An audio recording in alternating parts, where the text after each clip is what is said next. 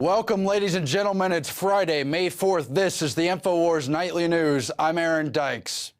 Tonight on the Infowars Nightly News, Hoppy Heidelberg remembered. A true patriot speaks from the Infowars vault. Plus, re-education camps planned for U.S. citizens, and pat-downs and scanners citywide in Chicago for the upcoming G20 summit. All that and much more on the Infowars Nightly News. And now, your host, Aaron Dykes.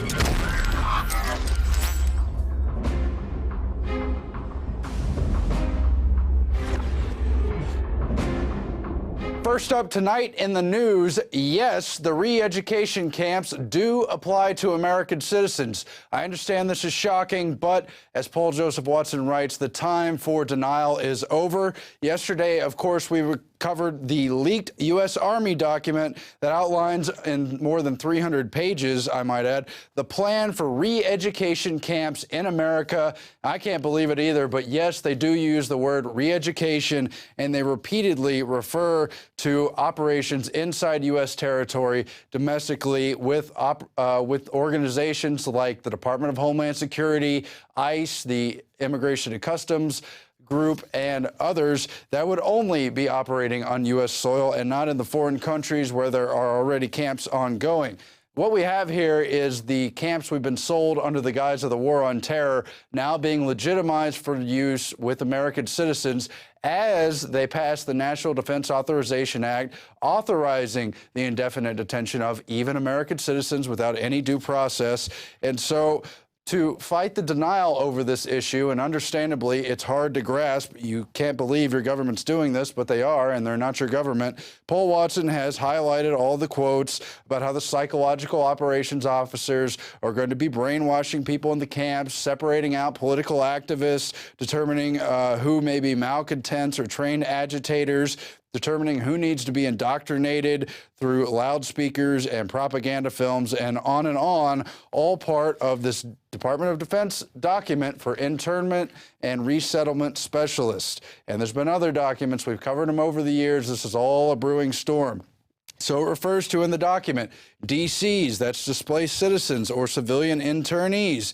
It talks about things like implementing policies, quote, within U.S. territory as part of civilian support operations in the aftermath of man-made disorders, accidents, terrorist attacks, or incidents inside the U.S. territories. We know from past documents, one of the scenarios they're training for is a total economic collapse, and you'll see that playing out in this document as well. And again, within the United States or U.S. territories during civilian support operations, during emergencies, controlling displaced citizens. Resettlement conducted as part of civil support operations will be conducted by lead agencies, including FEMA and Homeland Security. In another part of the document, it refers to listing prisoners' names along with their first, last name, as well as their social security number. Foreigners don't have social security numbers, only citizens of the United States. So it's clear at least part of this plan, while it does also apply overseas, is beginning to deal with how to treat Americans here at home. And we know the history as well. Paul Joseph Watson has outlined it in detail in his article from today, yesterday, as well as other articles. There was the ad in 2009 for the National Guard to recruit internment resettlement specialists, the exact language used in this document. In December of last year, only a few months ago, we got the documents where Halliburton's subsidiary, KBR, was subcontracting people to run the camps. Everything from sanitation to fencing to food and the rest of it. In 2006, there were all the newspaper articles, including the Houston Chronicle, pointing out how KBR had been contracted to build the camps. I believe the number was $386 million or more, or was it billion? I don't remember off the top of my head. And of course, we have the history over Rex 84, which ostensibly is a way to deal with the mass exodus of basically Mexican people crossing the border and others trying to cross the U.S. border. But in reality, hearings during the Iran-Contra scandal and more circa 1987 revealed that actually it was a secretive drill, quote, developed by the federal government to suspend the Constitution, declare martial law, assign military commanders to take over state and local governments, and detain large numbers of citizens deemed to be a national security threat. And again, we see the buildup over and over here.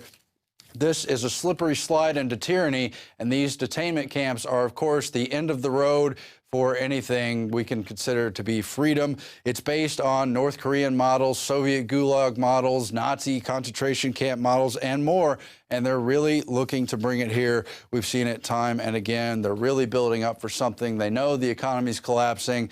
And here we have quotes from Bill Ayers from the Weather Underground documentary. In another Paul Joseph Watson article, Obama mentor wanted Americans put into re-education camps. Weather Underground terrorists plan to eliminate 25 million U.S. citizens in re-education camps. This is based on the testimony and the statements you could find in that documentary from former FBI agent Larry Grathwohl, who infiltrated the group and found that Ayers and his group were planning to re-educate Americans, and those who wouldn't be re-educated would basically be killed. They didn't really know how to run a country or what the economics would be based on. They just knew they wanted to take over with communism, socialism, infiltrate, split up legitimate groups, and really just break things down in America. In fact, they don't work for truly socialist communist ideologies. They really work for the elite. I think you see that if you look closely at what the Weather Underground stood for. But of course, Ayers has been repeatedly linked to Obama. He helped raise Obama, basically put him through school, was close friends with him. Obama was known to meet in his living room repeatedly. And they basically launched his political career there in the Chicago area. We have clips from that film, including some of the quotes from Bill Ayers. Let's go to those now. I brought up the subject of what's going to happen after we take over the government. We become responsible then for administrating, 250 million people. The only thing that I could get was that they expected that the Cubans and the North Vietnamese and the Chinese and the Russians would all want to occupy different portions of the United States. They also believed that their immediate responsibility would be to protect against what they called the counter-revolution. And they felt that this counter-revolution could best be guarded against by creating and establishing re-education centers in the Southwest, where we would take all the people who needed to be re-educated into the new way of thinking and teach them how things were going to be. I ask, well, what is going to happen to those people that we can't re-educate, that are die-hard capitalists? And the reply was that they'd have to be eliminated. And when I pursued this further, they estimated that they would have to eliminate 25 million people in these re-education centers. And when I say eliminate, I mean kill. And that's from the from the documentary No Place to Hide, a short clip from there. I've seen the other documentary, The Weather Underground, also interesting. I think from memory he was in it too. Anyway, we have some Bill Ayers quotes. Was he sorry for helping to bomb official federal government buildings? I don't regret setting bombs. I feel we didn't do enough, he says. He also said, everything was absolutely ideal on the day I bombed the Pentagon. I was on board with President-elect Obama, he surely later said. And you got to ask, how did they ever even get access to the Pentagon building, to the White House, to the State Department offices, and on and on? I really think that case stinks badly, but that's for another time. Meanwhile, when would we see these re-education camps? And by the way, you should search the document for the term re-education. It's in there. I think it's spelled all one word without the dash, re-education. Anyway, one of those scenarios is based on economic collapse. We know that the Army War College advised a number of states, including Arizona, to prepare for economic riots and civil unrest under a further economic collapse. So could this be part of the collapse? There are 100 million working-age Americans that do not have jobs. This a new post from the Economic Collapse blog. Lots of good information there. The unemployment crisis in America is much worse than you're being told. Did you know there are 100 million working-age Americans that do not get up in the morning and go to work? No wonder it seems so many don't have jobs. And so this is the case of the classic underreporting of unemployment. Officially, there's some 12.6 million unemployed Americans, but in reality, there's an additional 87.8 million adult Americans who are otherwise eligible to go to work who don't, but they're not counted in unemployment numbers because they're, quote, not seeking work, and thus they fudge the numbers by putting those people in totally different categories.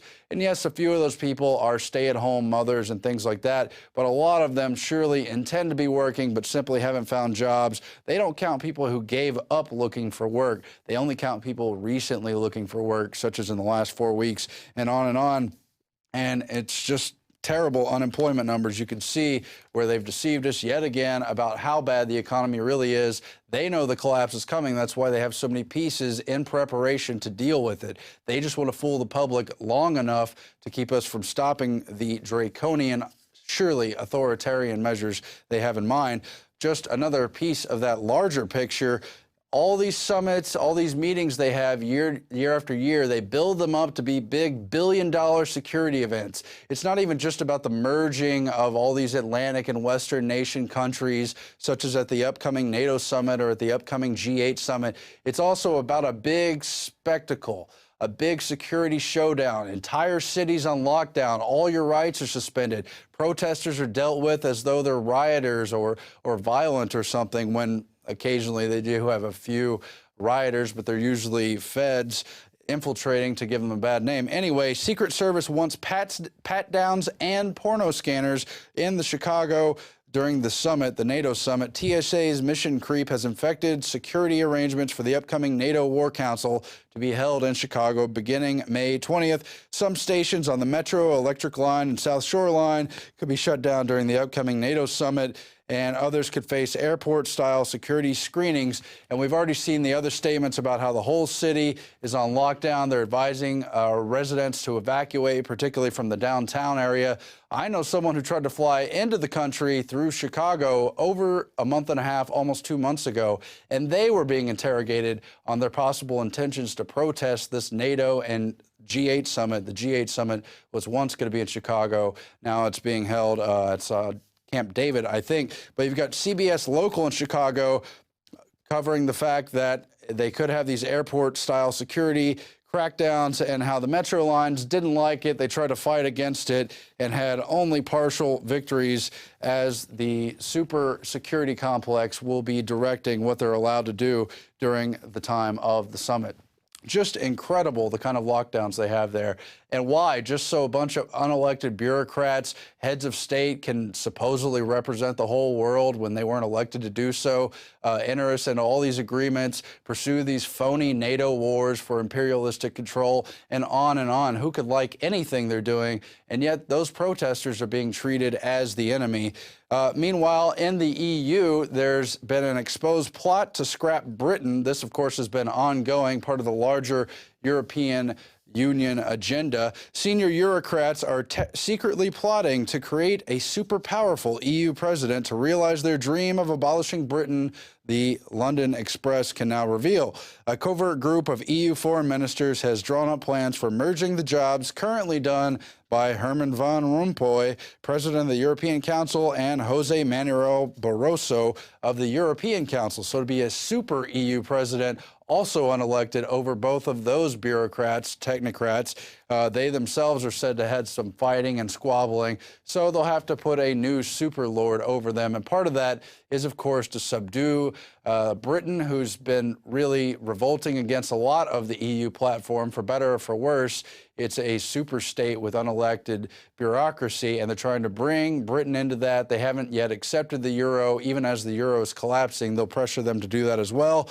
And therefore, a number of British people affiliated with the European Parliament have spoken out against it. One, Euro MP Paul Nuttall of the UK Independence Party, the same one that Nigel Farage is in, said this is a truly ridiculous idea that must never be allowed to happen. It sounds as if they're trying to go back to the days of the Holy Roman Emperor, and others saying how my worry is the president will end up having the charisma of Van Rompuy and the economic management skills of Barroso. And we'll surely flesh out more information on that this year at Bilderberg as those figures or those closely related to them meet annually at that summit. That one is coming up in Chantilly, Virginia at May 31st. Alex Acru will be there. We hope you'll join him. Meanwhile, California has a medical pot crackdown in upscale Santa Barbara. What's going on here is they're cracking down on the medical marijuana supply chain, these different dispensaries that have certainly been controversial. But really, overall, this is a 10th Amendment issue. Californians, love them or hate them, have voted to okay these dispensaries. Their laws uphold these things, and yet you've got the feds leading the crackdowns on them, and they coerce a number of the local and state authorities to go along with their crackdowns. The moves on Santa Barbara storefronts and cultivation facilities mark the fourth such sweep in recent months in the 7-county California region that ranks as the largest federal law enforcement district in the nation. And on and on. And that's just to discourage overall states moving to allow for medical marijuana or for decriminalizing its use and on and on. And how many people has marijuana killed? I believe the official statistics are still zero. Meanwhile, how many people have been killed just in police raids busting people who supposedly have marijuana or other drugs? I'm sure the number is far greater. Just yesterday, I know Alex covered this article, UCSD students' 5-day ordeal in a DEA jail sparks outrage. He was allegedly part of an ecstasy distribution ring and may have had to deal with other drugs and weapons, according to this article. He was forgotten by a DEA agent and left in a cell for 5 days, had to drink his own urine to survive. That's how lawless these prisons are, and this larger war on drugs, just showing some of the hypocrisy there. Meanwhile, a bit of upbeat news or downbeat, depending on how you look at it. It's nothing short of incredible what the Ron Paul campaign and especially his grassroots supporters have achieved despite the total media blackout on Ron Paul, despite the regurgitated meme that he can't win, won't win, despite all the disowning from inside the Republican Party. Still, activists are winning delegates on the local, state, and eventually the national level in many, many, many caucus states. And now they are clearly concerned about what's going to happen in Nevada.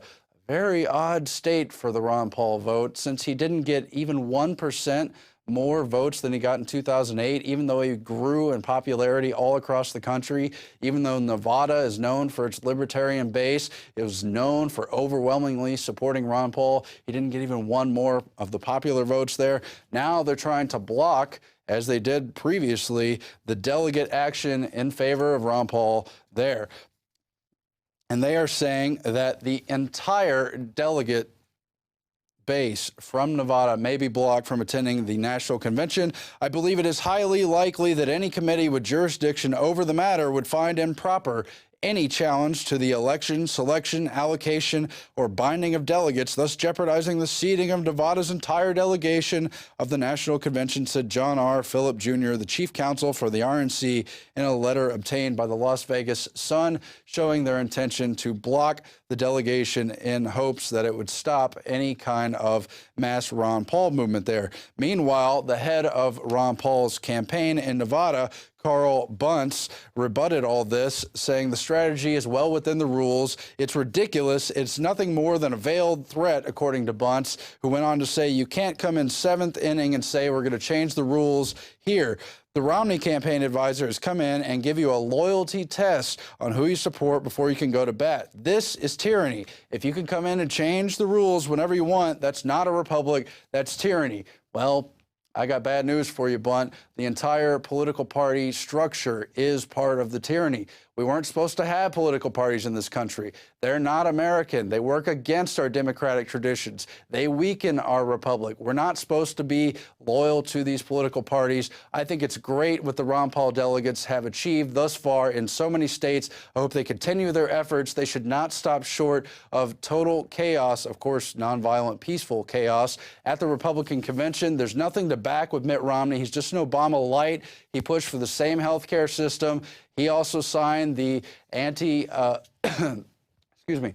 He also signed the anti-assault weapons bans things in Massachusetts and so many other platform positions. The Ron Paul people should voice their displeasure with the same old candidates, the same old tired, false opponents inside this party system, and back Ron Paul all the way. Our country's going down the tubes anyway. At that point, I will bring you to our quote of the day. It's from Dwight D. Eisenhower, when from his inaugural speech in 1953, Americans, indeed all freemen, remember that in the final choice, a soldier's pack is not so heavy a burden as a prisoner's chains. Dwight D. Eisenhower.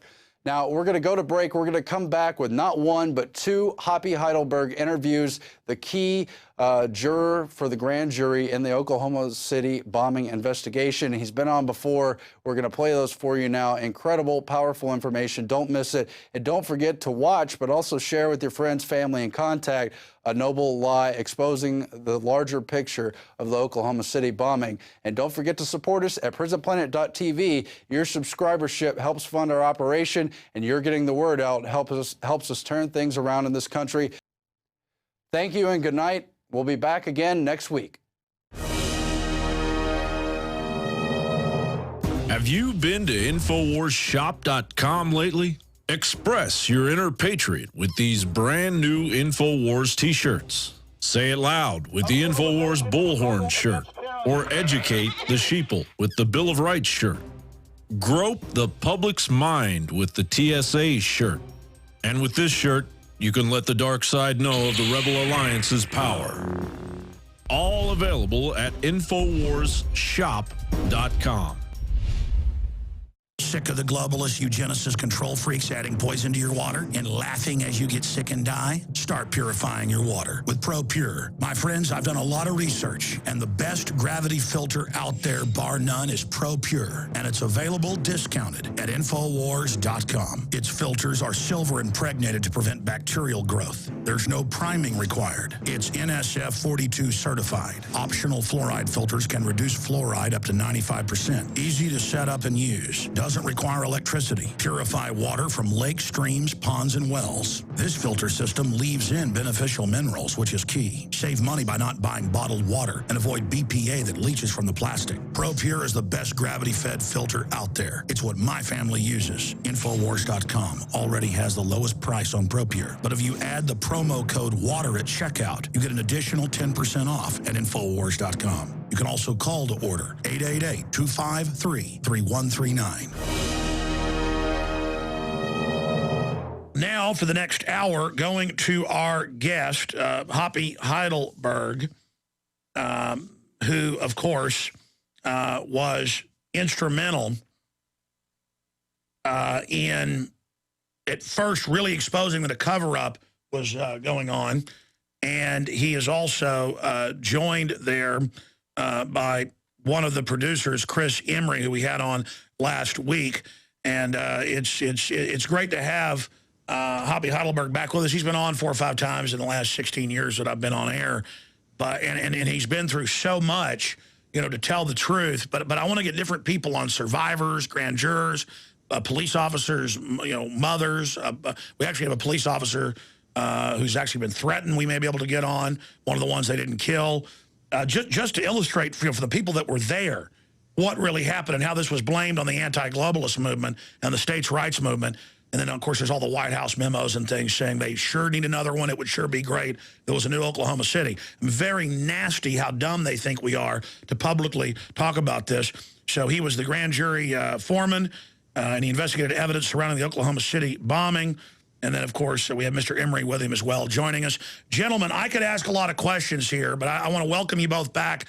And until we go to break in 10 minutes, instead of me just throwing out the first questions, you guys start talking about whatever you think is most important.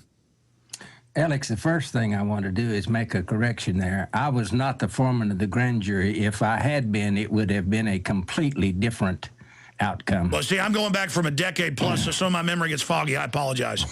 No problem. I just want to make that clear, that because they kept bringing that up. Well, you're not the foreman. You can't demand this and you can't demand that. Maybe that's where I got it in my brain. But yeah. How long has it been since we talked? Something like 5, 6, 7 years? Oh, at least, yeah. A long okay, so time ago. Hoppy was on the grand jury. Please continue. Well, they handed us, when they called us back in December of '94 to come in, and then they excused the people who couldn't serve, and then they drew out of the hat the names of the people that we're going to serve. And then they gave us a handbook called the Grand Juror's Handbook. And I took mine home, and I went through it first, highlighting it, and then I came back and underlined with red the most salient highlighted parts. And I understood that thing. I could have taken a quiz on it and made 100. I understood that book. And I didn't realize that they hadn't read the book and didn't understand it and were not going to go by it at all. So the first day that, of course, I'd been on the grand jury since January '95. But the other grand jury, there's 2 sitting grand juries all the time at Oklahoma City. There's one that serves from January to January and one from July to July. Well, the July jury wasn't going to have time to do this, so we caught it, and we started, I don't remember what it was, May or June, but anyway, the very first day that we started hearing evidence, I call it that, on the bombing, they told us that we couldn't question witnesses. Well, that's crazy.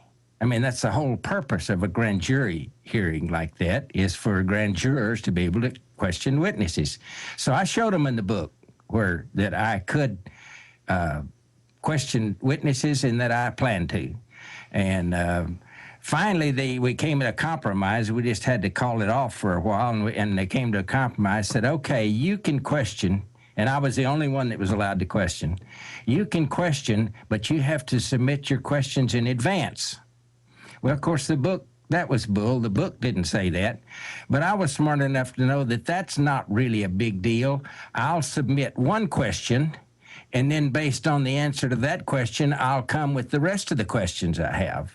So I got around the one question rule, and I got around the giving them in advance the question rule. The biggest problem was there wasn't any these people that they brought in to testify knew nothing. There was no questions really to ask of them. They would testify that they saw Tim McVeigh at a gun show 5 years ago. Well, big deal. That was not relevant at all to Oklahoma City. In fact, none of the testimony that I heard in that grand jury room was relevant to Oklahoma City. It was all about stuff that happened months and years before. And it was just a dog and pony show.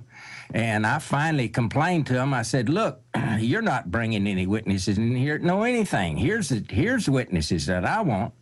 They said, okay, when we get through, you give us your list of witnesses and we'll call them. And I believed them, which was not very smart. I should have known better. So when they were through with their witnesses, they brought in the bill for us to sign. And I never got to call any of my witnesses. So that's when I wrote the judge a letter and told him what had happened. I said, they promised me I could call witnesses. They didn't allow it. Here's a list of witnesses that needed to be called, and I want you to make this happen. Well, again, I wasn't completely aware just how high this thing went, but there wasn't any way I was going to get a federal judge to back me on this. I realize now. And so it took them about 2 or 3 weeks to decide what to do about my letter. And then they decided they just couldn't grant me my wish to call in actual witnesses, because I could have proven right away that a truck bomb is not possible for a truck bomb to blow up that building. Yeah, they couldn't let you bring in Jane Graham, who saw government agents planning bombs and thought they were telephone repairmen. I mean, you couldn't call the former head of Air Force Weapons Development. You couldn't call Terrence Yagey, the police officer that saw it all. I mean, you couldn't call for actual witnesses. They wanted you to just talk to random people that fit into their anti-patriot, anti-right-wing propaganda system. Well, that's right, and that's why they finally decided that the judge just needed to fire me, so he just wrote me a letter and said, your services are no longer needed, and if you don't keep your mouth shut, you're going to prison. And each outburst will be a separate event, and you will have to serve your prison terms in order, one after the other, not at the same time. So it was kind of a joke. And as soon as I got the letter out of the mailbox from the judge. I faxed it to Channel 4, K4, the TV station here, and that just blew the lid off of everything. I mean, that's tyranny with a capital T when they say, we'll throw you in irons if you ask any questions. That's exactly right. And, of course, later on it got even worse. They got even, you know, more threatening. But the judge, all he could threaten to do was just to put me in jail. Now, tell us about the other threats, the FBI visit, all of it. Well, the FBI came down a couple of times, may have been 3, I don't know. But I remember 2 occasions they came down. And the one occasion that was the funniest is I was sitting, my desk is in a bay window right there in front of the house. So as they pull up and stop, and you know who it is because the car they're driving is obvious motor pool. And so when these guys get out, the guy on my side, the passenger side that got out, took his pistol out of his holster, his shoulder holster, and stuck it in the waistband of his pants, and then buttoned his suit jacket over the pistol. So I watched all that with interest. And so they came in, and of course, he was the bad guy. They do this just like a TV show. You got a good guy and a bad guy. And the good guy, he's real nice to you and wants to, he's come to help you, see. And the bad guy, he's come to threaten you, and if the good guy doesn't have any luck. So when the good guy wasn't having any luck, why, the bad guy just stood up, unbuttoned his jacket, and then exposed that pistol in his belt. And I was supposed to be afraid, I guess, is what it was. It was some sort of I mean, I was supposed to get some sort of message, and you can guess, I guess, what the message was supposed to be. But I thought it was the silliest thing I'd ever seen, and I just laughed at them. And they finally just had to leave because they weren't getting anything done. And I guess they liked playing along with the people that killed all those kids. Because I know it's funny for you, but we've got to remember Terrence Yakey got tortured to death. In fact, we might need to investigate exactly who those guys were that came to your house, because if somebody's going to brandish a firearm on a, you know, a nice gentlemanly person like yourself, who knows what else they'll do. Yeah, well, of course, I was supposed to think they were authorized to kill me, but I knew better than that. That's not the FBI's, that's not their job. That's a different... Well, they do that quietly, yeah. Yeah. They do that once they've got you off in custody, yeah. So the next time they came out, they sent a lady out. And that made it interesting. I thought, well, what the heck are they going to accomplish with this sweet-looking little old girl? And she turned out to be the Pepper. She was mean as a snake or something. And she said, do you know how much trouble you're in? And I'm going to ask Hoppy later. I mean, I'm sure he's seen the different Democratic strategists and people. And, of course, the guy that helped cover up Oklahoma City is now the Attorney General. Eric Holder, who was caught running a false flag into Mexico. If he's creeped out by all these different statements, if he hasn't seen them, we can pull them up. But they're like, yeah, the president needs an Oklahoma City to look strong and get the people behind him. And, you know, we know it helped Bill Clinton. That's why I'm really revisiting this now. This film came out at a perfect time. It's a godsend, and it needs to be seen. But Hoppy, so you were telling us about the little whippersnapper, but see, you're a nice guy. You've got a tyrant at your house trying to intimidate you. The judge tried to intimidate you. They're way outside the law. They would love to live in North Korea. I mean, this is the plague to liberty. And you're just being, you know, oh, well, she was quite a whippersnapper because you're a real American. But please continue. Yeah, she said, do you know how much trouble you're in? I said, no, but I bet that's what you're here for, to tell me. And the other guys went to laughing, and that just kind of ruined the whole thing because I kept making them laugh, and they finally just had to leave. I said, to tell y'all what, y'all go home and tell them you just scared the hell out of them, and if they ever call, I'll back you up. And they just had to laugh and leave. But anyway, the little gal didn't get a whole lot done. You are something else. Chris Emery, I tell you, Hoppy Heidelberg's a treasure, isn't he? He certainly is. When I first met him, Hoppy, you can correct me if I'm wrong, but I think we spent almost 5 hours sitting at your kitchen table just talking about the case, what you went through, and I was just trying to get some memory back this morning on the way to the studio about that first meeting. After I left his house, Alex, I pulled over to the side of the road, and it took me probably a full 30 minutes just to soak in what I had learned from him This guy's a treasure. It's unbelievable wealth of information about the case. We're about to go to break. We have all the breaks at the end of the hour and the start of the hour. But Hoppy, tell us what you've learned. Impart that knowledge on record of what really happened from your research in Oklahoma City. Well, you have to go back to '93 when the anti-terrorist bill was before Congress and they couldn't get it passed.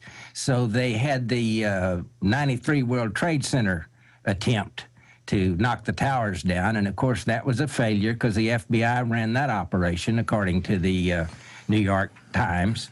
And it failed, and they didn't get the legislation passed, so they waited a couple of years. They did some homework. They canvassed a bunch of federal buildings to try to decide which one would do the best job, work the best for them. And they settled on Oklahoma City because we were the only federal building with a daycare center in it. And they thought, well, the pictures of those little babies' bodies in the paper every morning and on the 6 o'clock news at night would probably get this bill passed for us. And it turned out they were correct. So that's why we won over Denver. The finalists were Oklahoma City, Denver, and Phoenix. But Oklahoma City won because they had the daycare center. Oh, absolutely. Veritas on a silver platter. Please continue. Okay. Later on, they sent some people down with more serious threats, people that were much more mysterious in nature, that didn't claim to have any official capacity. Hoppy Heidelberg and Chris Emery are our guests. So you were getting to all the different, FBI coming, brandishing guns, and you said more threats came. Yes. I was told that if I filed a lawsuit, that everything would be forgiven. I could live, everything would be fine if I didn't file a lawsuit. And as you'll recall, Glenn Wilburn did file a lawsuit and did not survive. So it was not an empty threat. And it didn't bother me a whole lot because he was, am I going to sue Caesar in Caesar's court? I mean, come on, I wasn't going to sue anybody. And so that was the end of that threat. It didn't really amount to anything. But they were still scared of you calling witnesses and it being on record. Yeah, well, yeah, they were scared of anything, And then, got the helicopter treatment later, but that's a little different story. Well, I know, as a Western Southerner, folks don't like to talk about things that have happened to them, but you've got to tell us the rest of the story of what happened to you, the other forms of harassment, because I've gotten the helicopter treatment, so has my family. Yeah. Well, they started flying 3 helicopters over my house once a week, and they would circle my house very low until I came out and acknowledged their presence so they could go on. And the message, I assume, was that we want you to know we know where you live. And any night we chose to, we could drop a bladder of gasoline on the roof in your house and shoot it with a flare and burn you and your family to death. That was the message. I understood the message. I wasn't terribly worried about the message because people that do a lot of threatening aren't as likely to act as people who don't bother to threaten first. They just act. Yeah, because I've said anybody does anything to my family, there's not going to be any threats made. I will guarantee that. And what do they think is going to happen as they keep killing people and intimidating? Don't they know people are going to start responding back? I mean, we know where they're at as well. Well, yeah, but they think they've got all the power because they've got the military might, and they don't fear us because we, as of yet, have not offered to resist the way you have to. Well, that's because discretion is the greater part of valor, but the same thing happened for decades before 1776, Hoppy. Yeah, well, we're in the same shape we were then. What the Crown was doing, sending out agents to eat out our substance and all of that. That's exactly what's going on right now. I mean, the EPA, every government agency you can think of, their job is to eat out our substance, to break us. They're determined to destroy the middle class, and they're well on the way. When they double and triple the price of food and fuel, they've got you, because you can't do without either one. They wouldn't call anybody connected to it. They wouldn't call all the witnesses that were on the news saying they saw feds at McVeigh planting gray sticks of butter. They wouldn't call Terrence Yakey and the other police that showed up minutes into it. They wouldn't call, the governor said they were there and saw bombs removed. I mean, we have all these newscasts.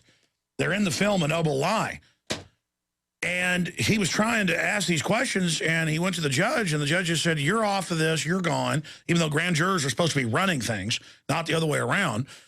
And then they had the FBI keep coming to his house and, opening their shirts up and showing him a firearm stuck in the, the waistband, threatening him. And then helicopters flying around in his house multiple times a week, threats. And then he was told, don't file your lawsuit against us or you're going to end up dead. All will be forgiven. And then another gentleman did and ended up dead. Now, remember, Cop of the Year got killed. Other people got killed. I've talked, and we're going to try to get them on the show, police officers who've been threatened. Colonel Craig Roberts has talked about this, who was also a Tulsa police officer, Tulsa detective who they sent out there. Separately, an Army lieutenant colonel, and before that, famous Marine Corps sniper who wrote a bunch of best-selling books on sniping. The point is, all of this went on. They even tried to set up Colonel Roberts a couple of times for all sorts of things, and we're investigating him for terrorism because he dared talk about this. Now, years after he's off the Tulsa police force, they come to him and apologize. But that's all a side issue. Craig Roberts, a lot of great characters up there in Oklahoma. Marine Corps sniper, colonel in the Army, Tulsa Police Department SWAT team leader, helicopter pilot. In fact, one time the helicopter broke down over Tulsa, and he'll tell you the whole story of being an inch and a half shorter after the crash from his spine compressing. But side issue, going back to Hoppy Heidelberg, all this is going on. Bring us up to how were you given the message? You were saying shadowy figures, not FBI threatening you with guns now, that you're going to be dead if you file a lawsuit on us. Tell us what the lawsuit was going to concern. I know we've talked about it over the years, but my memory's even foggy on this, Hoppy. And then, more about the helicopters, what they look like, and then Mr. Wilburn and what happened to him.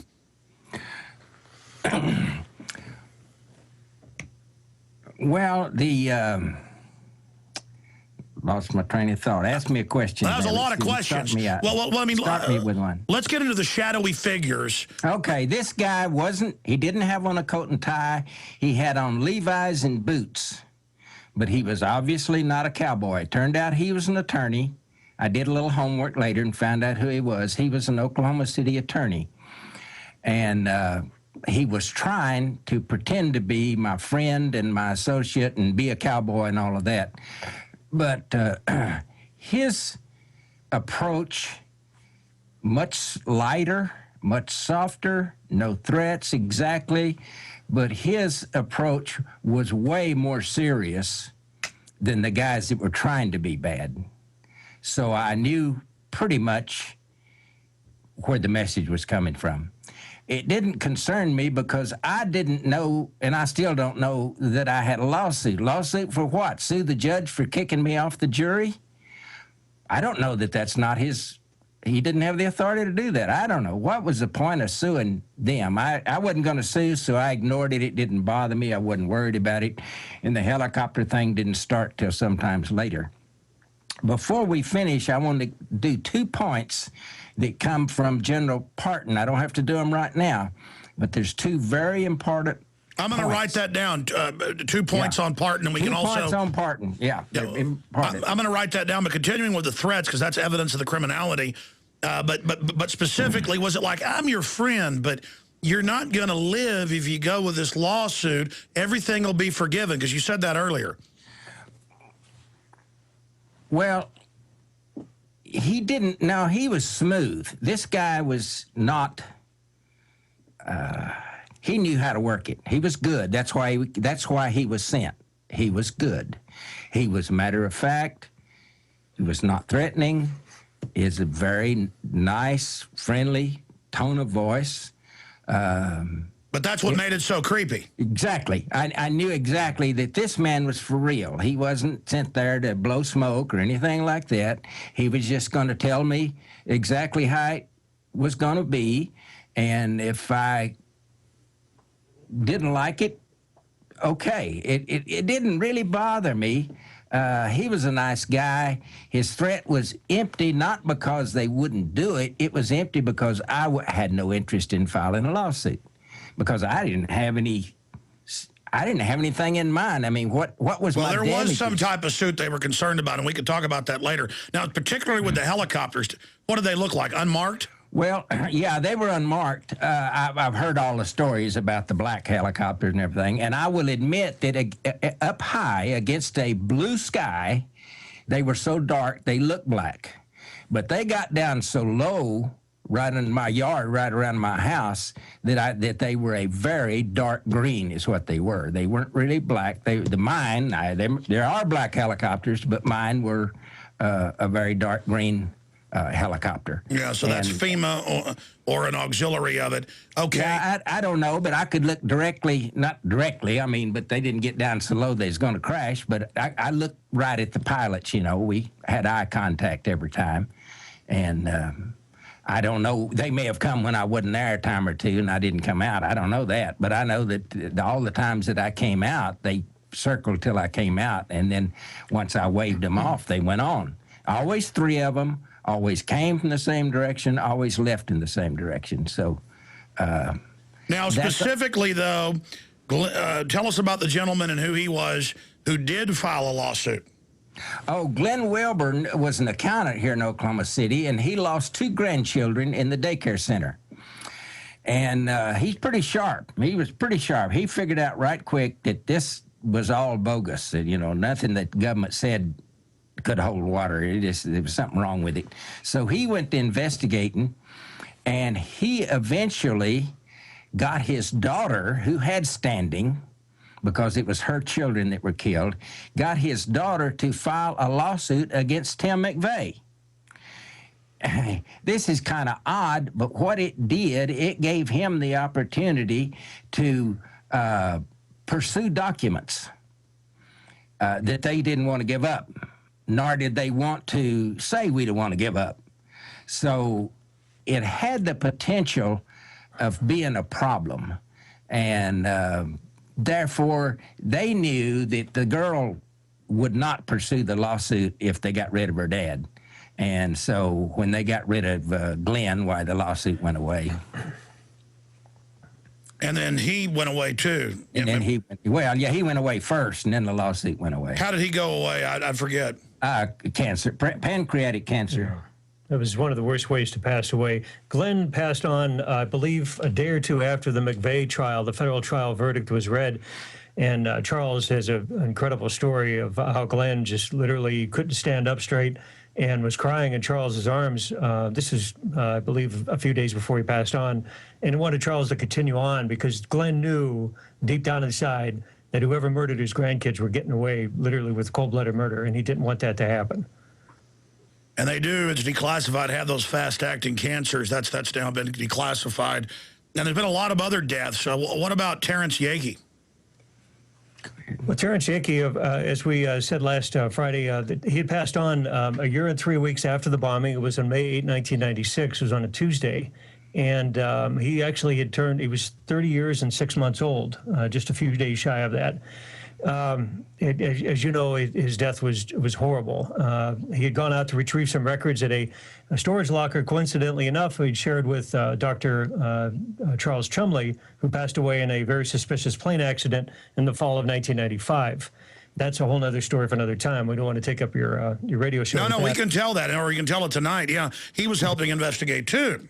Yes. In fact, Dr. Chumley was Terry's back doctor. I mean, like you said many times, Alex, you couldn't make this up. The people that cross paths, we're talking about 1 or 2's degree of separation with all of the key players in this investigation, not 6 or 7 degrees. They were just 1 or 2 removed from knowing each other. I talked to Dr. Chumley's son about 3 years ago. He would not talk to me in person, talked a few times on the phone, asked me not to call him back. He said he appreciated what we were doing on the film, but he didn't feel comfortable with pursuing any other information. That's how scared they had his son. Well, I mean, here's the deal. At a certain point, if somebody killed my dad, I mean, I'm not making threats here. People are going to die. And I think America used to be like that, and so the system wouldn't act like this much. But, I mean, what is it like for you guys living so close to it? Or what's it like watching Eric Holder on TV? I mean, let's talk about Eric Holder's role in all this.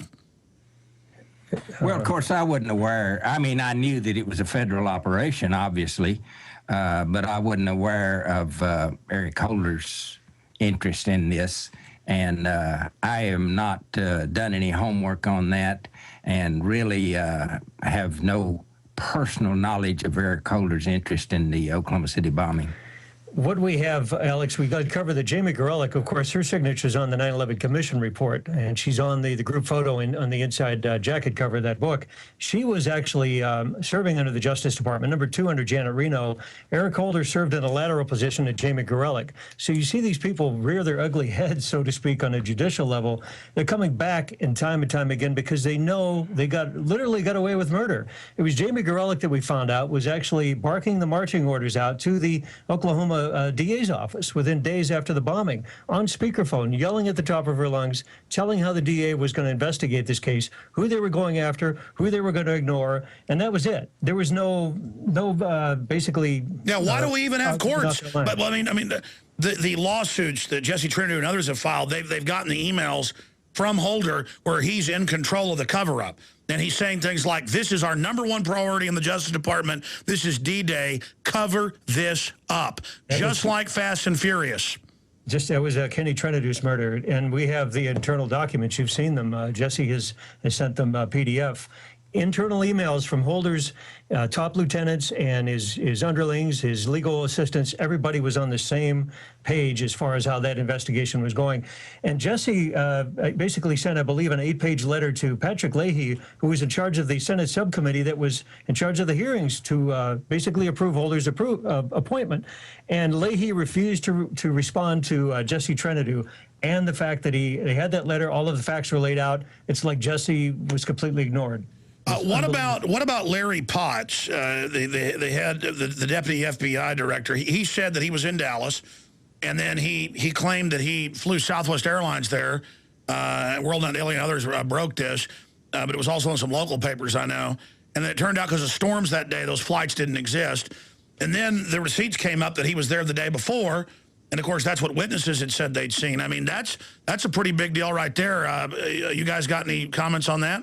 I'm reading a memo, actually, that was put out by a colleague of ours that helped us with the film early on. Danny Colson was the FBI agent. Very peculiar situation there. I got to talk to... Okay, then how was Larry Potts tied in? Because I'm going from memory here. This is amazing. I actually was in the archives in Austin working with Wendy Painting on looking at a lot of the defense team papers. Larry Potts was actually best friends with Eric Holder. And there's an article in the Dallas Morning News we stumbled across going through all of these boxes of papers. Eric Holder recused himself from prosecuting the Ruby Ridge case because Larry Potts was one of the chief lieutenants in there. Since they were best friends, Holder, one of his few instances of having some ethics, had to recuse himself from that. These guys knew each other from way back. It was Larry Potts that ended up calling the shots, according to Terry Nichols, for Tim McVeigh. And McVeigh was upset because Potts took him off script. He changed the plans completely within a few hours before the bombing happened. Exactly. I've forgotten more about this than most people will ever learn, but I've seen the copies of the hotel receipts. The government's had to admit that that was the case. So it was Colson who we have the receipts from that, Marriott, and then it's Larry Potts and the affidavits and the other witnesses, yes, who's there running the operation. Correct. These people, man, blowing up daycare centers. I mean, they're just absolute demons. What is it like for you, Hoppy, just continuing to know this and watching these people walking around? Well, it's been so long and I'm getting so old that there's not much shock value anymore. I understand everything that I need to understand. I know who's who and who does what for whom. Therefore, there's not much new under the sun that I could learn that worry me. Of course, anybody would be worried about what's going on, but I know exactly what's going on in the world today and who's in charge of trying to get it to happen. But because I'm a Christian, I know that they're going to have a problem. They can't get everything done they want done unless God lets them. And I'm not sure he's going to allow all the bad things they've got planned to happen. So, excuse me, that's really that's kind of where I'm backed up to the wall, and I'm done about all I can do, and I've got to leave it up to these younger men and just leave it up to God to take care of it, and I'm just kind of retiring. Well, that's what I've heard. I heard a lot of people that are in a noble lie that this is time to ride off into the sunset. Well, it's my time. I've just been diagnosed with something nobody wants to have, and I plan to beat it. But nevertheless, I will be occupied with that for the next few months, and won't have any time to. I'm glad we're getting this done because I don't know how many more opportunities we might have. Well, it'll be commercial-free tonight on the news, and Aaron Dykes is doing it, so you'll have the complete floor for 30 minutes an hour as long as you guys want. I don't want to exhaust you. I didn't know this, Hoppy, that you have something that nobody wants to get, but we'll all certainly pray for you. What, have you been diagnosed with cancer? I believe that words are very powerful, and therefore I hesitate to put certain things in words. No, I hear you. I hear you. Well, we'll all pray for you, my friend. Now, you wanted to get into the bombs itself, which is really at the heart of the issue. And General Parton, who came immediately when he saw it on the news, columns at the back blown out with blast points, the columns right up by the truck not damaged. I mean, and then the newscast saying bombs are being removed. Wow. So break that down. Well, this is the one thing that I needed to blow this thing wide open. If I could have gotten General Parton, I knew I wanted structural engineers. I wanted to know how strong these columns were designed. How much pounds per square inch of pressure could they survive? I didn't know that. I couldn't know that without calling the engineers and the builders and everything of the building itself. I learned later that the columns were designed to withstand 3,500 pounds per square inch of pressure. I learned later from General Parton that you can calculate how fast blast pressure decreases by dividing it by the distance cubed. So it's real short. Let's say, for argument's sake, that the closest column to the truck was 10 feet away. Now, it's easy to say, and the government said that the ammonium nitrate bomb that was set off, which we don't necessarily believe, but anyway, they claim it generated 500,000 pounds per square inch of pressure. Well, 500,000 pounds is certainly enough to blow away a 3,500-pound design column. The problem is the distance. When you cube the distance and divide that into the pounds per square inch, here's what we get. We got 500,000 over the distance 10 feet cubed. 10 times 10 times 10. 10 times 10 is 100, 10 times 100 is 1,000. You got 500,000 over 1,000. You divide 1,000 into 500,000, you got 500. Now we got a whole different ball game. Now we got a 3,500-pound column, and we only got 500 pounds of pressure. So that proves beyond the shadow of a doubt that it was physically impossible for any truck bomb, assuming it had ammonium nitrate in it, any bomb that the government said it was impossible for it to blow down even one column, much less go all the way east down the front of the building and then turn and go into the building and take out all those columns down on the east end. So what happened was physically impossible. What McVeigh was convicted of is physically impossible. All of that I could have proven if I had had the right witnesses. As a grand juror, and expanding on that, I'm going from memory on this because I don't go off notes, I go off memory, and I didn't want to used to be. But Wasn't it Controlled Demolition Incorporated that blew up the majority of the building that was left? They wouldn't let anybody get in and look at it. And then on top of that, they then buried it at a Wackenhut landfill and poured concrete in with the chunks. And then, of course, it was Controlled Demolition Incorporated that helped do the work at the 9/11 site. Is that correct from my memory, Hoppy? You may. We have Chris may know that. I don't know. Yeah, Chris? We have photos of CDI employees with their T-shirts at the bomb site within about 3 days before it was demolished. Oddly enough, it was the same day that James Nichols was released from federal custody in Detroit, and he was held up there on purpose for 30 days, so he wouldn't get out and support efforts such as Hoppy. And the day in fact, he called me before Terry's state trial and said, the morning I got out of federal custody in downtown Detroit at the federal courthouse was the morning that they blew up the Murrah building. And he was really upset because he wanted to be down there to find out the truth. When you give in to tyrants, when you buy into their propaganda, when you ignore your lion eyes and your gut, you manifest tyranny. You allow the worst in society to take over.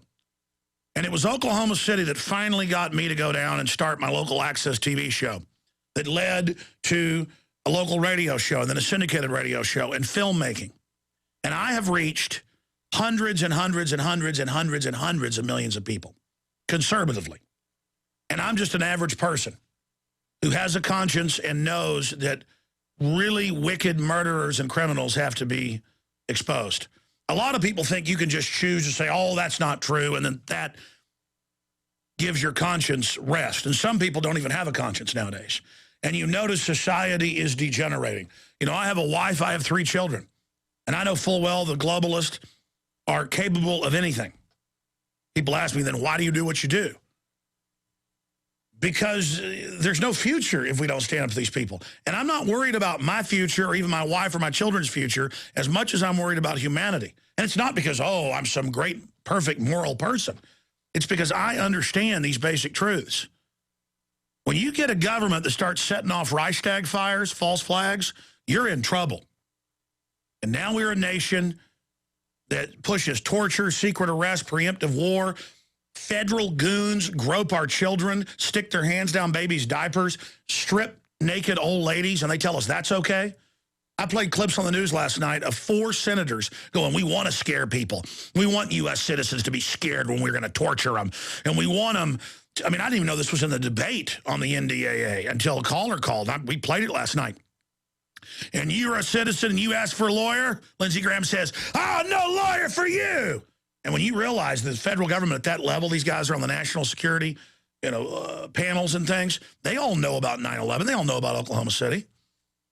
I mean, they're up there. They hate America. They hate freedom. These people are Mao Zedong's, Hitler's. They just are a bunch of old, wicked men.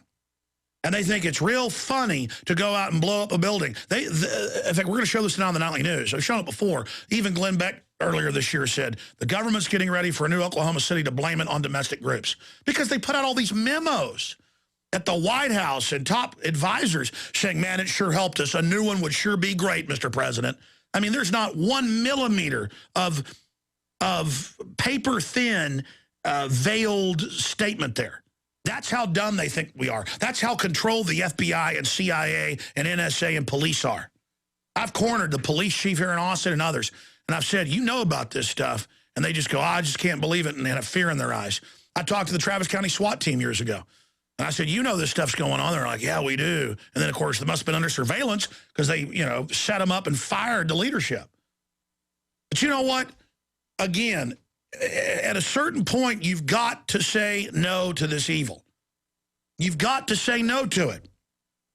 And you've got to get past your fear and own it and say, I've made my decision. That's the end of it. You do what you're going to do. I leave it to God. Exactly what Hoppy said. It doesn't mean you don't do anything anymore. It means you say, I'm giving it to God, and God, you tell me what to do and take action on this. And I don't want to start preaching. I'm going to keep him right to the end of the show. We'll give him a 30-minute break, and we're going to tape a long interview and recap everything tonight on the Nightly News and get to some of those clips and documents. But this is a decision you've got to make. And if you think this is all there is in the world and it's all about TV dinners and beer and football games And you know what? So what about those kids getting blown up? And forget what the witnesses inside said and the survivors. You want to just own the lie, take the great delusion and say, oh, we're a bunch of kooks? You make your decision then. You make your decision. You be with the timid cowards and the people that go along with it. I mean, I understand the military mind that did this. It's a gambit. That's a 3,000-year-old chess move from Eastern, what is Persia today. You sacrifice a pawn in an early move to manipulate your enemy into a larger stratagem to where you can defeat them. And it's the old thing of send in 100 cavalry to draw out the larger army. They'll all be killed, but you're gonna save 10,000 of your troops in that move by killing 100. But those are men that signed up to go and die, and it still really should not be part of the laws of war. Because once you do that, well, it's collateral damage. Yeah, we'll kill 1 million Iraqis for their oil. Why not kill the little children in that daycare center and make sure that bomb was parked right there and have their camera people ready to get those shots when the heroes go in to save the kids and the murderers sit outside and even set up their own federal Patsy McVeigh. Gentlemen, I'm going to shut up. I want to get into McVeigh, how this ran, the affidavits by Nichols, what we know, the individuals orchestrating this, who they plan to blame it on, and of course, thank God some of the bombs didn't go off because then their plan didn't go according to the best laid plans of mice and men often go astray. But I mean, other points you want to make, or speaking to why you've gone public, Chris Emery. I mean, you learned about Oklahoma City and have fought it and risked your life. Hoppy was in the middle of it and ran smack dab into the New World Order. But I think that's a good place here. Hoppy, why have you done what you've done versus other people?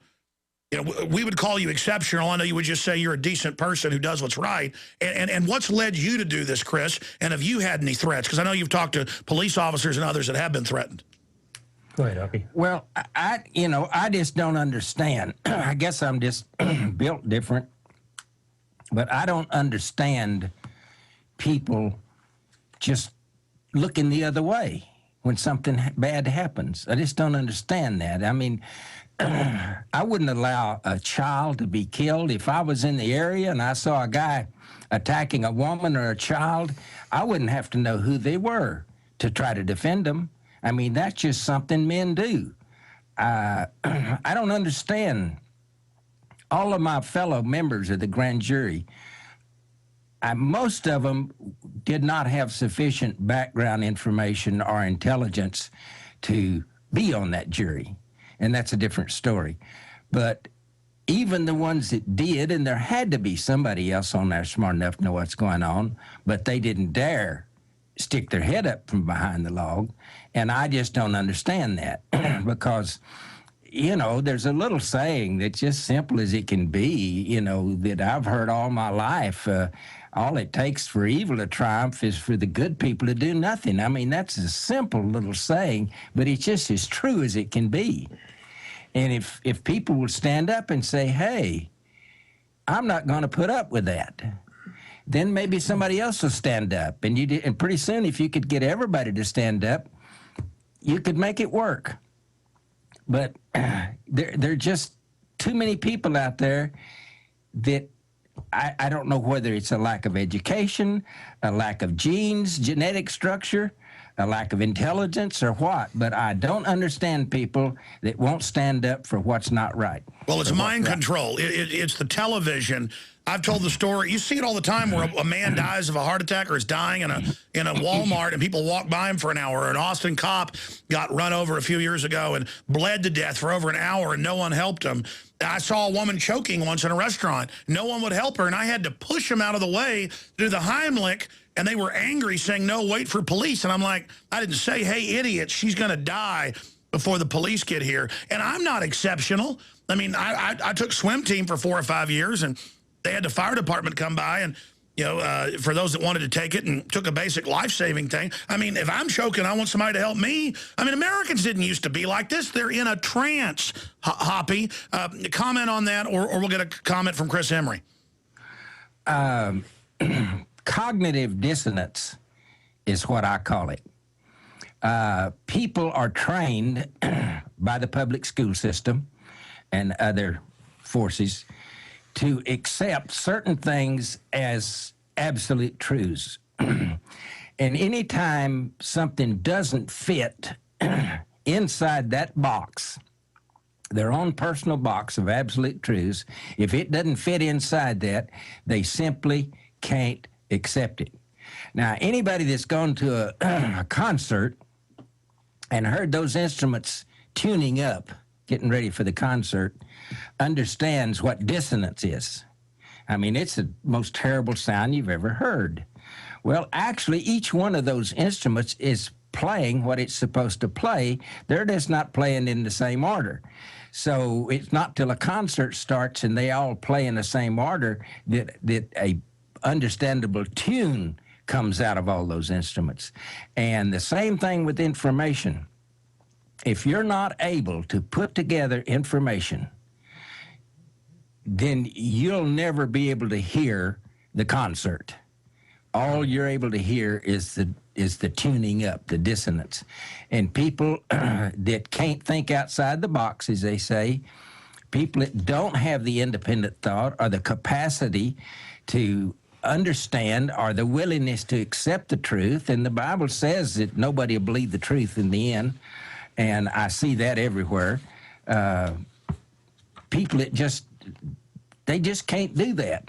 And it's sad. Well, I was about to add, it's worse than that in many cases. They know the information. They think if they choose to say the government didn't carry out 9/11 or Oklahoma City or Gulf of Tonkin, even though it's admitted to be staged, that somehow that makes it true. I've had engineers, smart people, sit there and look me right in the eye. You know, they'll confront me first and say, you know, I like what you do in some areas, but you know, it's impossible that the government could do 9/11. I said, well, what about Tuskegee experiment, all this? What about this evidence of 9/11? He said, oh, I hear what you're saying, but I choose not to believe it. Do you understand what I'm saying? And I said, yeah, I understand. You think you just make a decision and that you know, that makes it so. I mean, that is willful mind control, and that is cowards that are so cowardly. At least a run-of-the-mill coward says, I'm a coward. I'm going to run from this evil and, you know, go hide in your shame. I get that. I mean, I'm not even mad at those people. Okay, you're scared. You're scared of the scary men coming and getting you. Hey, you're going to die anyways, buddy. Nobody's going to live forever. I'm not going to live on my knees. But I'm not mad at a straight-up coward.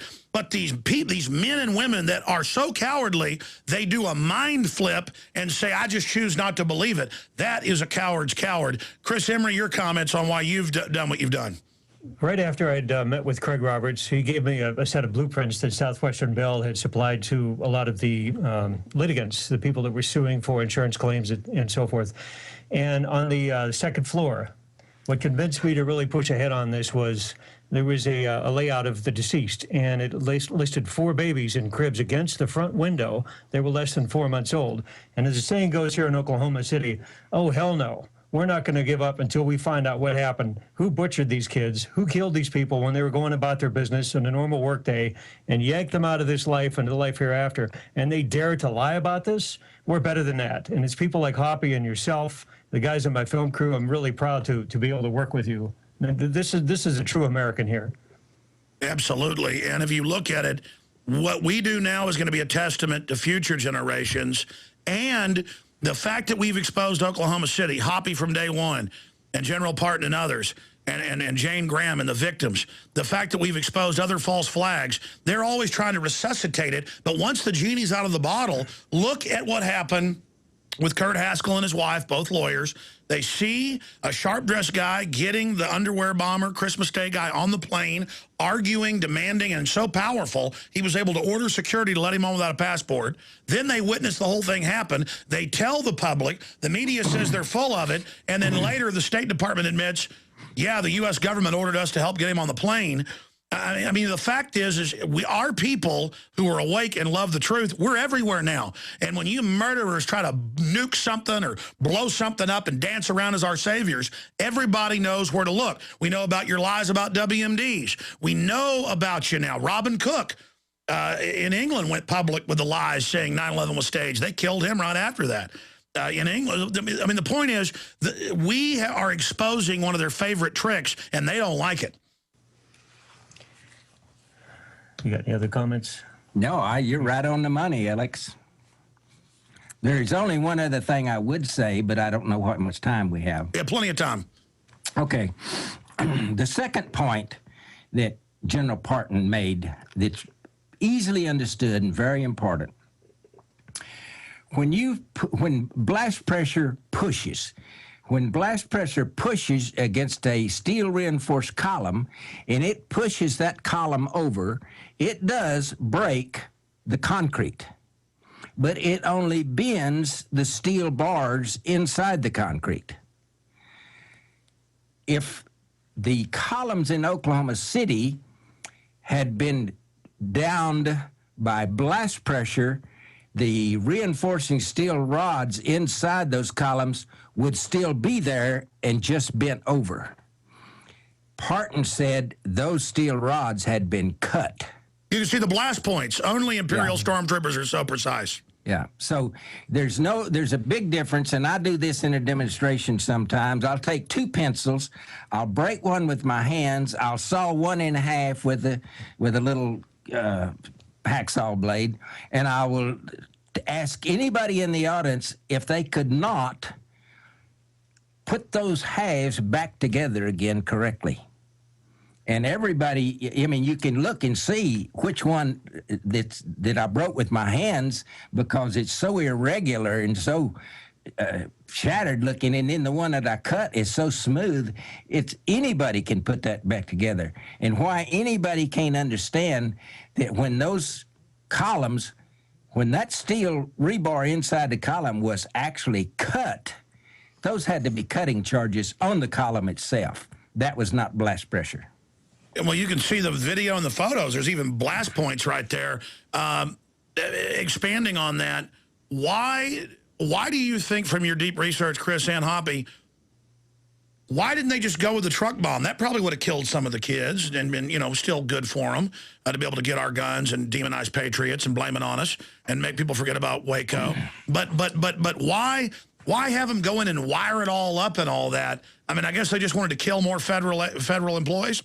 Well, because of 93, see, they weren't careful enough. They weren't thorough enough in 93, and they didn't get the terrorist bill passed. So they planned, if every bomb that was inside the building would have gone off, it would probably have leveled the whole building, right. And that's what they were looking to do, because they were looking for maximum body count to get the legislation passed. Any other little points? I mean, hopefully tonight we'll bring up with you guys some of the other people, Chris, you talked to, like police officers and others, who were also threatened and what's covered in the Film and Noble Lie. But imagine the ATF and FBI telling, you know, the military bomb expert who's there, you forget you saw this, we know where your daughter goes to school. I mean, I would have real trouble just on the spot not going caveman. That was absolutely incredible when I heard that. One other point I want to bring up, Hoppy and I were just discussing this during break. Howard Shapiro was the gentleman that was calling for another Oklahoma City bombing, I believe, recently and in the last year or so.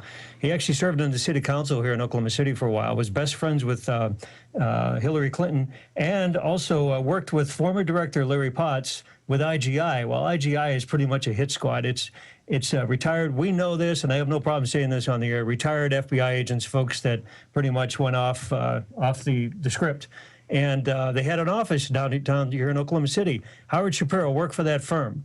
And so you see how these people just have they're circling back. They have, it boils down to, they have no regard for human life. That's who we're dealing with all the time here in Oklahoma City, Alex, trying to research this case. So I empathize with you when you get excited on your show. We get frustrated up here too, and it's plain as day. This is a poorly written script for the Twilight Zone movie, and they never say cut. The tape keeps rolling. That's the way it is here. And only our denial empowers it. As Hoppy said, evil men and tyrants flourish when good men and women do nothing. That's all they need to flourish, and we empower them by our cowardice, by our weakness, by our laziness, and it's going to get, and you're right, people connected to it think we're so dumb, Hoppy, that they sit there and go, man, a new Oklahoma City would sure help us in the biggest newspapers in the world. I mean, how dumb do they think we are?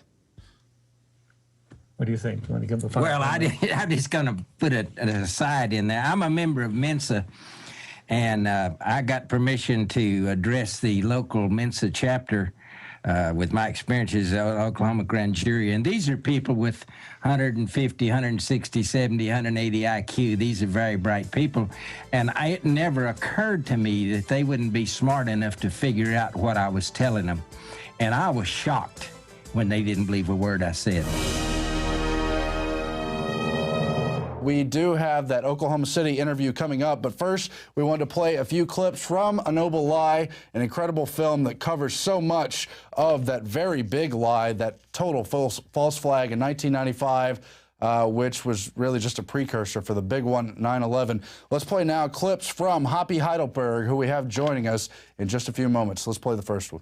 It was just too important to the American people to know what happened there for me to keep quiet, because nobody else was going to speak up.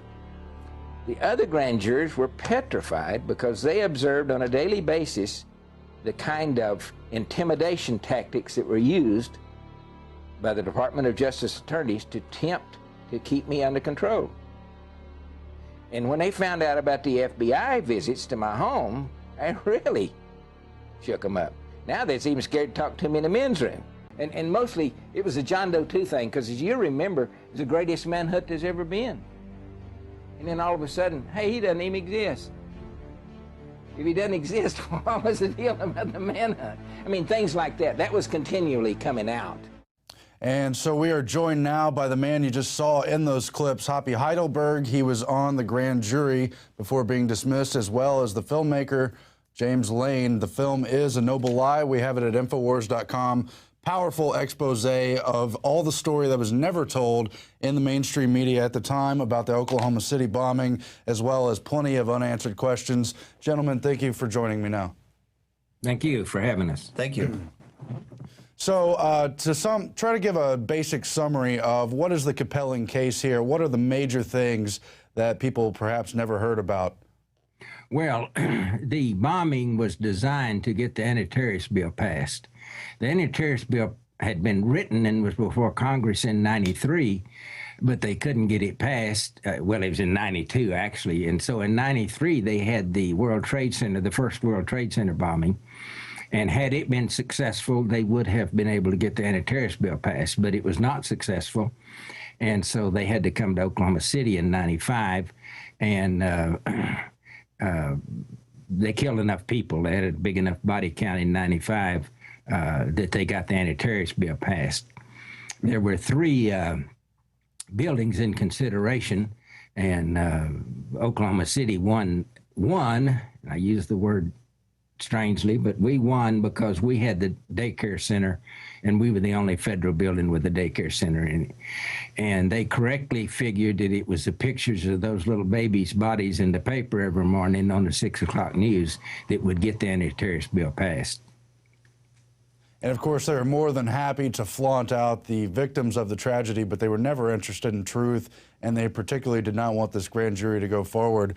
Among other things, I've got a New York Times article from '97 with the Attorney General in Oklahoma and other figures saying this is a waste of money, it's useless, and we don't need this investigation. But it's a good thing it went forward anyway. What can you tell us about the grand jury investigation itself? Well, there's actually 2 grand jury investigations. I served on the federal grand jury investigation that happened in 95, and then Charles Key had a multi-county grand jury seated a year or 2 later. So we need to be more specific. And right. Mine was the federal grand jury that happened in 95 within a month or 2 after the bombing. Speaking of the multi-county grand jury with Charles Key, they actually, once they got that impaneled, they actually turned the grand jury over to their enemy, Bob Macy, and he actually used the grand jury to investigate the Oklahoma Bombing Investigation Committee. So the exact opposite of what it was, all the signatures and motive behind impaneling the grand jury to begin with. I told Charles Key that was going to happen, and I begged him not to have that multi-county grand jury seated, and his lawyer, I have grave questions about his lawyer. His lawyer assured him that it was going to be their grand jury and they'd be in charge. And I said, Charles, it's not going to happen that way. I said, you'll be lucky if you don't get indicted. And he almost was for perjury, they said. Well, could you go back then to the grand jury investigation you were on, and what were the major things that happened there, including the intimidation and the rest of it, sir? Yeah, well, the first thing, we were given a handbook called the Grand Juror's Handbook, and I studied it, and I highlighted it and underlined it and everything, so I was prepared. So the first day that we were seated, they told us that we were not going to be allowed to question the witnesses. And man, I thought, what in the world is that? And I opened my book up right quick, and of course it said that's what we were there to do. And so I pointed that out to them, and I said, I'm going to question the witnesses whether you like it or not, because the book says that's what I'm supposed to do. And we finally, we took a break for a while, and we finally came to a compromise. They said, okay, we're going to let you, and I was the only one that was allowed to question witnesses, we're going to let you ask questions of the witness, but you have to give us the questions in writing in advance. And I thought about that a minute, and I thought, well, I know how to get around that. I'll give them one question, and then after that question's answered, depending on the answer, I'll go to my next question. And I'm not going to give them all the question I'm going to ask, because how can I? I don't know what I'm going to ask until I get the answer to the first question. And so I got around that. But it turned out it didn't really matter. There were no witnesses that they called that knew anything about the bombing. Not a thing. It was the same thing that the FBI did. You know, they've got mountains and mountains of 302s where they said, look at all the investigation that we've done, but they never asked the important people the important questions.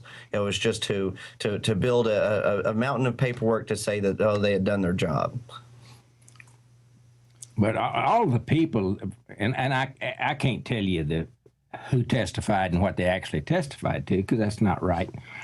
But the people they called to testify was somebody that had seen Tim McVeigh at a gun show years earlier.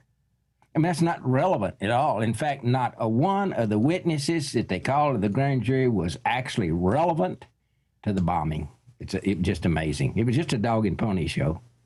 Shows how the judicial branch has been compromised. I mean, they were complicit in pushing forward the official cover-up story.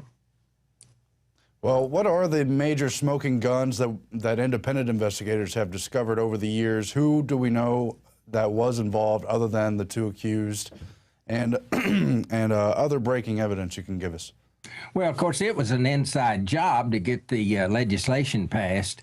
Some of the things that we have learned since is I've learned to calculate the decline in blast pressure with distance, so that I can prove beyond a shadow of a doubt that there was no ammonium nitrate bomb exploded there. And even if there were, there's not possible that it could have done any damage, because the government reported that the size of the bomb would have generated 500,000 pounds per square inch of pressure, which sounds like a lot, and is a lot. And of course, I was never allowed to have structural engineers come in and tell me how strong the columns inside the building were designed to be. I found out much later that they were designed to withstand 3,500 pounds per square inch of pressure. Well, it sounds like on the face that 500,000 wouldn't have any trouble taking out 3,500. But the problem comes in is when you go to calculating the decline in pressure with distance. In the formula, you have blast pressure over the distance cubed.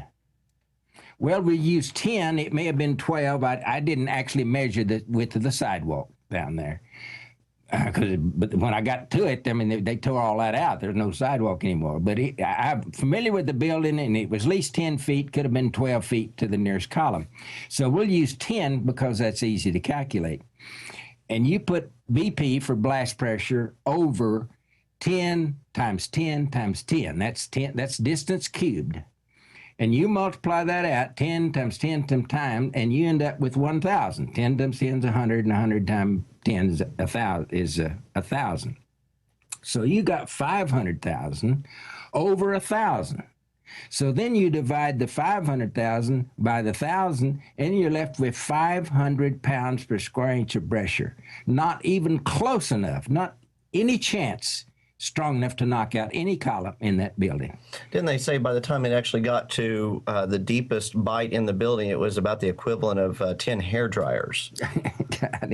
Well, there's no way that pressure can travel in a straight line down the front of the building in the eastward direction and then stop and turn into the building and make that large indentation and take out all of those massive columns way back deep in the building, much further away from columns that were right in front of the bomb. And I've got photos of those columns, and the sheetrock is not even damaged on the bomb. You can see the gray, from the fault ceiling to the top of the column, it's gray. That's the concrete. From the fault ceiling down, it's white, and that was the drywall. That was the sheetrock that was painted white. And you can see that the bomb didn't even tear up the drywall, the sheetrock. I mean, if it can't damage sheetrock, it's not going to damage concrete. And in the documentary, we show the actual photographs of this. Columns that were closer to the bomb still has the sheetrock on them. We've got the photographs. Columns farther away were supposedly destroyed by this, this truck bomb with ammonium nitrate and fuel oil. We've got street interviews where people, that day were talking about the additional ordnance that were removed from the building, disarmed. We got people from the military talking about a second larger device being disarmed, the day of later in the day of April 19th. General Parton, his report shows where the additional ordnance would have to be placed to create the damage pattern that we see at the Murrah building. The biggest bite in the building is offset from the crater. And again, the crater was much smaller than what the official report says, but it would have had to have gone forward and taken a right-hand turn. It's like the magic bomb. It's like the magic bullet, And, of course, the film is A Noble Lie, which I think is a great title. It brings up 9/11 as well, where obviously physics is not what they're interested. They're interested in the emotional perception of this great tragedy. And so, of course, the media cover-up is a large part of this whole lie. Could you get into some of that and what you saw with the local media as well as the national media? Well, of course, it started out with the media telling the truth, but that didn't last 24 hours. Then they changed everything. The only media that continued to tell the truth was Channel 4, a TV station, K4 TV station. It told the truth so strongly that it was purchased by the New York Times, and every employee with that station that was working on the Murrah building bombing was fired, and not only fired but blackballed, and have never been able to work in TV again. Another thing that we saw was Frank Keating's brother, Martin Keating, wrote a book, The Final Jihad, and the copyright date on this was actually originally 1994. The subsequent publications that came out, they changed the date to 1996. Well, why is that? Well, when you look at the characters in the book, it's about someone setting off a bomb in Oklahoma City by a federal building and being picked up by a state trooper. The character's name was Tom McVeigh.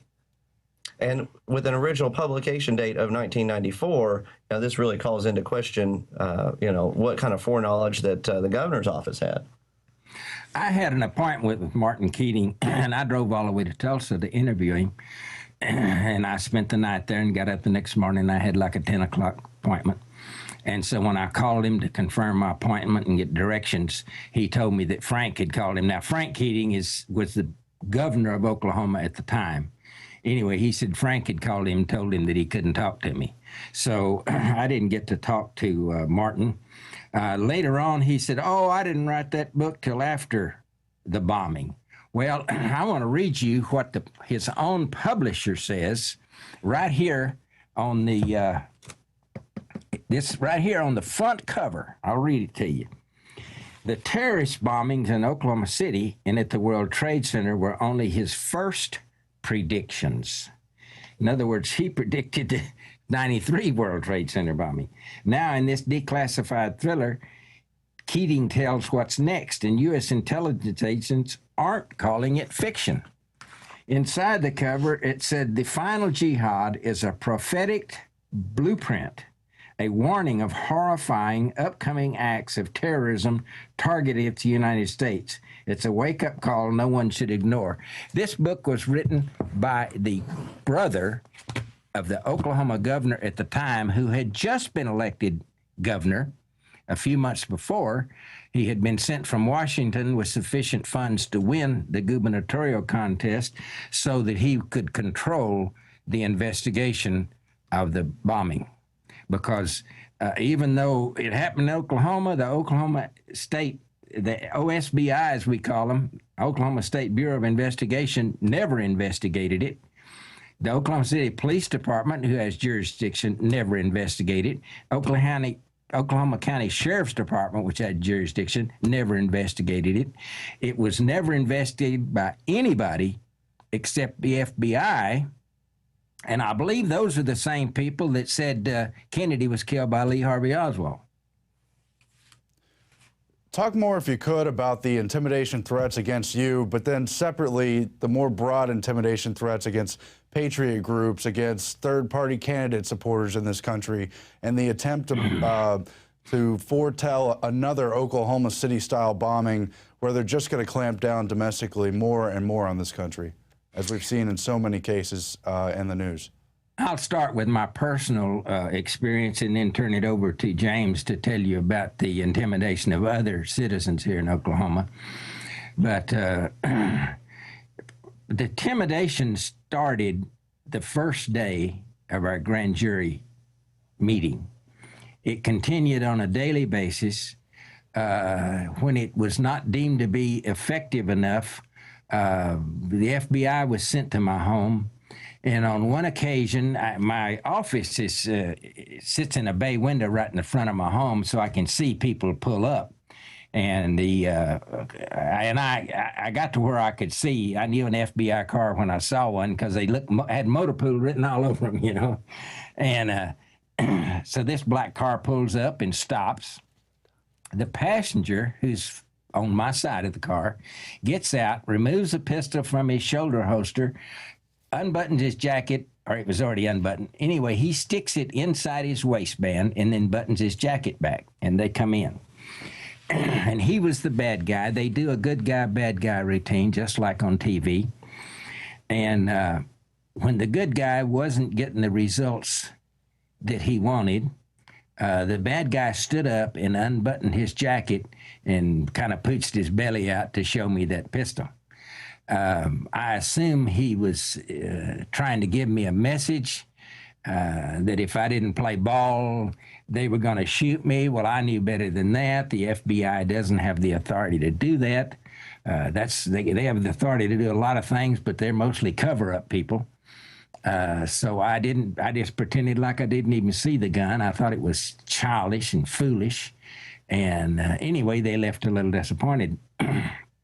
Later on, they sent another team out, and this time one of the team members was a lady. And I thought, well, this is going to be interesting. I don't know what she's going to do. Is she going to try to kiss me or something? I mean, you know, how come they sent a woman? Well, it turned out she was the bad guy. Oh, man, it was funny. And when they first came in and I seated them, and she said, do you know how much trouble you're in? And I said, no, ma'am, but I'll bet you're here to tell me. And everybody laughed, and that just kind of ruined the whole thing. I mean, once you make them laugh, it's not, you can't ever get serious again. So that interview was a complete bust. And I finally told him, I said, look, why don't y'all go back and tell them you scared the hell out of me, and if anybody ever calls, I'll confirm it. And we'll just forget the whole thing, because it's, you know, you guys are wasting your time, obviously, and I don't mind. You're entertaining me, so I don't mind you staying here, but, you know, we're not going to accomplish much here. So they left, and I think the first group came down there to make sure I understood that I was going to prison, and that every time I spoke out, every time I spoke the truth, was going to be one sentence, and next time I spoke the truth, another sentence, and those sentences, prison sentences, were going to be done one behind the other. What do you call it? Consecutively instead of. In other words, I was going to be in jail for the rest of my life if I kept talking, and that's what I was told. And the second one, it didn't turn out very well because once you make them laugh, it's just very difficult to get serious again. Well, and we saw with former or retired Oklahoma City police officer Don Browning. He was part of the K-9 unit, and he was doing search and rescue there at the Murrah building. He was asking questions about what was going on and, why they were being pulled back, for people to go out, for the FBI to go out and pick up papers. They said that there was documentation there so important to national security that they were going to call off the rescue.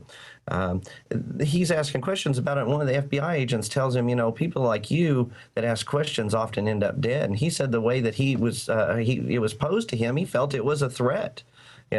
We see the intimidation going on. Obviously, the Oklahoma City was a precursor to 9/11. We've seen information that's come out through the MIAC reports, and most recently the information that Operation Defuse uncovered about the internal documents calling the Oklahoma Bombing Investigation Committee's website domestic terrorism. Anybody that has the audacity to expose their corruption and their cover-up has to be silenced, and we see that in Hoppy's case too. As he had the intelligence to go in and ask questions, demand answers, and they weren't going to allow that because it's obvious that the judicial branch was just pushing the official story, and they didn't want any interference. And we do appreciate your courage, sir. Could you get into, because the film covers so much, some of the other people who had untimely or suspicious deaths and some of the victims' family members you spoke to, really put a profile on who the real victims of this lie were? I'll let James do that. Well, we talked with the mother of Officer Terrence Yakey. Terry Yakey was a real hero that day. He saved 8 people's lives, and he was brutally murdered, and his death was called a suicide. So the facts that surround that are that, he had cut marks all on his arm. They said he bled out so much in the car that you could have dipped it out with a ladle. And supposedly walked a mile and a half away into a field and with marks on his wrist and his neck, and then used a weapon and shot himself at a downward angle far enough away that it didn't leave powder burns on his head. It was declared a suicide. His family asked questions. They said he wasn't suicidal. He had everything to live for. He was getting promotions. He got the key to the city. He had reconciled with his wife. Everything was going good. He had never had any thoughts of suicide. And when his family asked questions, they said that they were crazy, that they watched too much television. Well, Terry had been saying the whole time that the official story wasn't the way it actually happened. And I think that he was trying to protect his family from any danger surrounding the information that he had, so he didn't share that with them. And he was going to a storage facility to actually work with some of the stuff that he was holding back, and never made it. And so I think it was a message. It was a message of intimidation to anybody at the time, because after that, anybody else that knew anything about it was silenced, or else, you'll end up like Officer Yakey. There was a lot of intimidation along the way. I know that there were people that were involved with the investigation that have been threatened, and they just don't want the official story to be questioned until it's solidified in the public mind.